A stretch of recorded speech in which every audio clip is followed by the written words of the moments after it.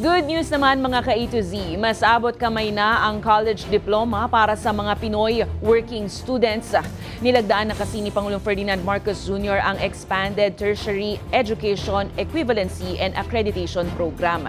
Sa ilalim nito, bubuo ang Commission on Higher Education kasama ang mga college at university institutions ng mga kurso at pamantayan para sa alternative college education programs. Partikular na maisasalin ng mga working students ang kanilang mga kaalaman at karanasan mula sa trabaho bilang academic credits patungo po sa isang bachelor's degree.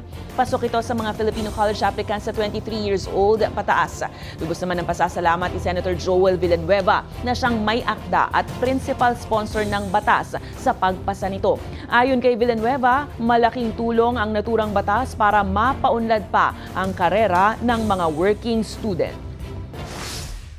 Nagpapasalamat po tayong muli kay Pangulong Bongbong Marcos sa pagkilala sa kahalagahan ng ETIAP Act, gayon din po sa ating mga kapwa mambabatas. Titiyakin po ng ETIAP na ang mga kasanayan, kaalaman at karanasang natamo sa lugar ng trabaho ay kikilalanin at isasalin sa mga academic credits. At sa huli po ay magbibigay daan sa pagkamit ng bachelor's degree.